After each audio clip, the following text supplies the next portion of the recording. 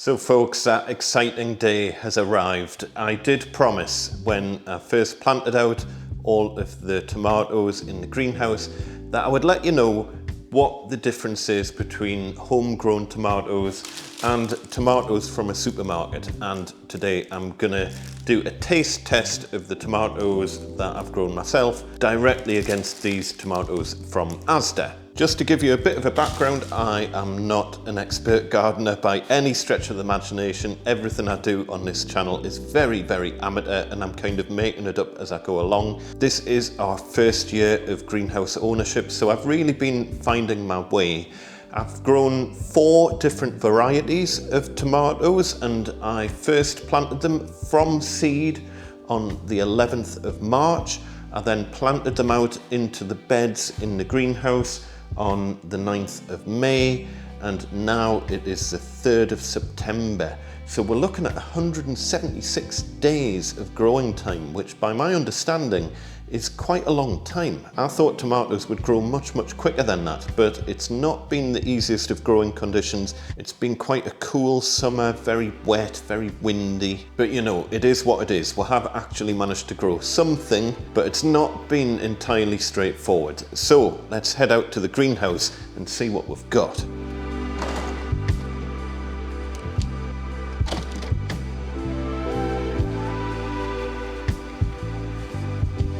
So, as with most things, there's good news and bad news. So I'll start with the good news. Moneymaker tomatoes, absolute abundance of fruit, and they are ripening up lovely at the bottom there. Hopefully the rest of the plants will ripen up.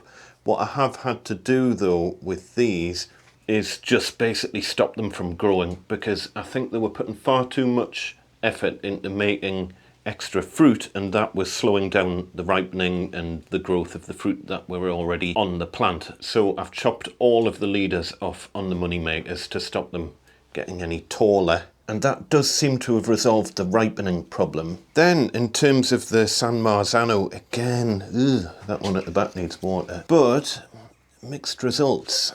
A lot of the fruits just aren't ripening for whatever reason. I don't know why. Answers on a postcard. Don't get us wrong, we've had a few lovely tomatoes off it, but you can see all these fruits. A, they're not particularly big, and B, they ain't red, and it's early September now. But on the plus side, cherry tomatoes have done really well. Let's just grab a few of these, because some of them are probably a little bit overripe.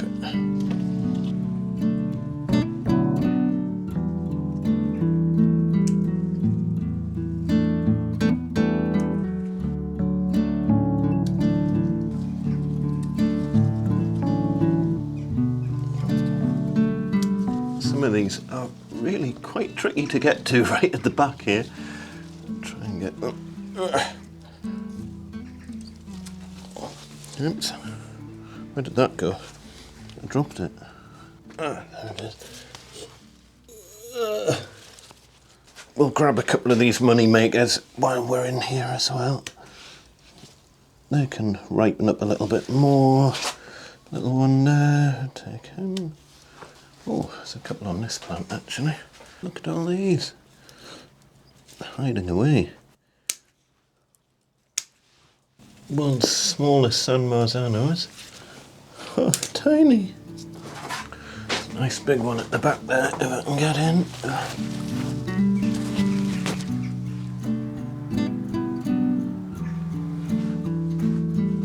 I think I'm going to give them one more feed and a good drink of water, because that San Marzano at the back looks a little bit unhealthy. See if we can bring it back to life.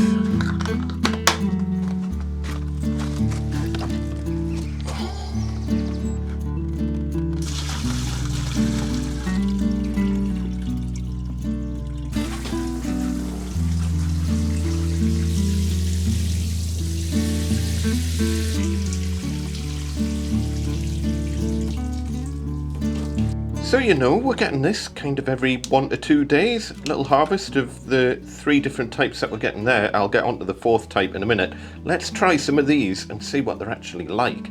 let's start off with the world's smallest San Marzano. It is ripe, so I'm happy to eat it, see what it's like.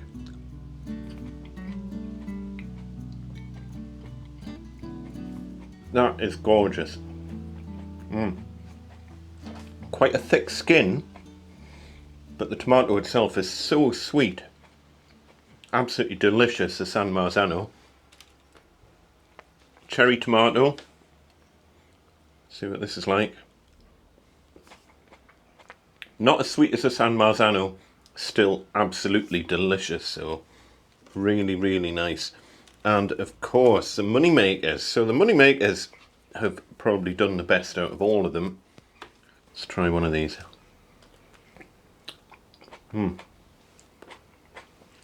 Really juicy. Not sure if you can see that. Absolutely delicious. Not as sweet as some tomatoes I've had, but really nice. Probably a little bit lacking flavour, if I have to be honest about the Moneymaker. So I'll look forward to trying some different varieties next year, see what the difference is. But we do have an absolute abundance of fruit. So if you're looking for a lot of tomatoes, you're not that bothered about a strong tomatoey flavour, Moneymaker seems pretty good.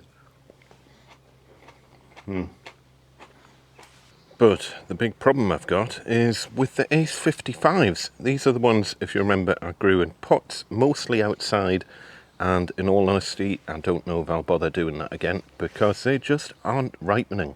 We've got some really big fruits on it. I mean, look at this one here. It's huge. It does seem to have a bit of a hole in the bottom, but makes no odds if it's never going to turn red. Oh no, it's fallen off. Well, what do we do with that? Bring it in the house, see if it does eventually turn red, but I'm a little bit concerned about that kind of hole in the bottom. To me, that looks like a touch of blossom end rot, I think. Don't know, it just doesn't look right. What do you think? I think it's rotten. We'll bring it in the house, see if it turns red. But yeah, Ace 55s have been an abject failure, unfortunately. Huge tomato though. What I'm tempted to do is move one of these pots into the greenhouse, or maybe even a couple of them, and see if that makes any difference. I wonder if it's just a bit too cold. I don't like being outside for whatever reason.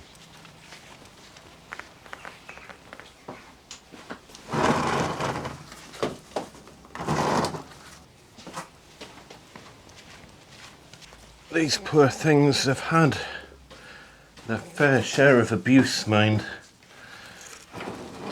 Like really windy weather. It's not been particularly warm. I've had some warm days, but to be fair, these do look like they're starting to turn red. It's just whether or not they're going to manage to hang on to the plant long enough. Give them a good water.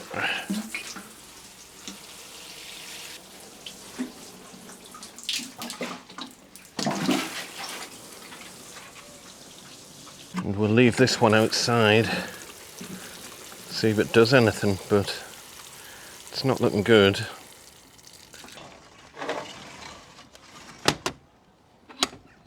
On the plus side, there is only one tomato that does have this kind of rot problem. If it is blossom end rot, I don't know.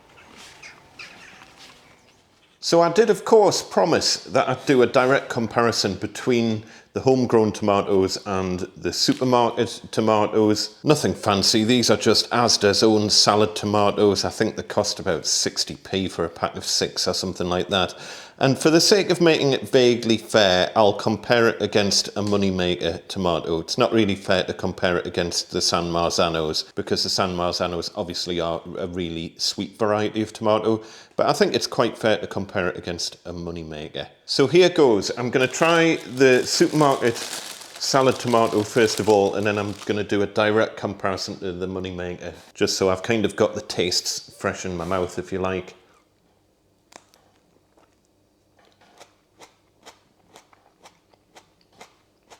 So there you go, if you can see it, that is the supermarket tomato, and as expected, it tastes of nothing. It just tastes of water. It's got a really hard skin, The texture is really quite hard and unpleasant, and there's just no tomatoey taste to it whatsoever. So we'll go for a direct comparison to a homegrown Moneymaker tomato. And as I say, this isn't even the best of what you can grow at home by a country mile.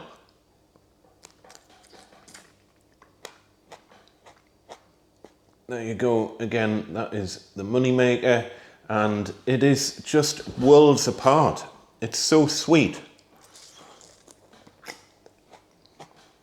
and juicy, and the skin isn't really thick. It's got a really nice kind of texture to it. Sorry, I shouldn't talk with my mouth full. But yeah, I mean, I'm a big fan of tomatoes, so I will happily just eat all of these, including the salad tomatoes from Asda, which taste, as I say, of nothing. But it just goes to show the sort of products that we're getting in supermarkets. They're just so inferior to what you can grow yourself. I've no idea where this has been grown. It does say United Kingdom, but I don't know why it just doesn't taste of anything. Why is that? Let us know in the comments below. I know they're obviously mass produced on an industrial scale, but why is there no taste to it whatsoever? And I've found it doesn't make that much difference if you go for the vine ripened tomatoes from the supermarkets either. They also still don't taste anywhere near as nice as the homegrown tomatoes. It's a different class of product altogether. And by the way, in the meantime, I'm leaving this Ace 55 in with these bananas in a fruit bowl just to see if it will eventually ripen up. I'm not really holding out much hope for it, to be honest, but I don't know, it's got a very, very slight red tinge to it. I don't know if you can see that. So we shall see. It might ripen up, but now that it's off the plant, I don't know. We shall see. Maybe it's just been too much of a difficult growing year for that variety. I don't know. We'll try some new varieties next year, so do subscribe and follow along, and we'll try probably 4 new types of tomato and we'll see what they're like. Oh, and another thing I've done on the tomato plants in the greenhouse is I've chopped off all of the remaining flowers on the plant, so anything that doesn't have a tomato on it is now gone. So there's no more kind of leaders, there's no more side shoots or anything like that. All the flowers are gone, so hopefully the plants are putting all their energy now into growing what remaining fruit are on the plant and also ripening up what's currently there. As I say, 3rd of September now, and it's 176 days since I first sowed the tomato seeds. Is that normal? I have literally no idea. Anyway, folks, next time I'm going to give you a bit of an update on some of the other fruit and veg, well, mainly veg, that we've planted, including our ridiculous cabbages. What a complete debacle that was. We'll do that next time. For now, folks, as per usual, look after each other, be nice to one another. We shall see you next time. Tatty bye.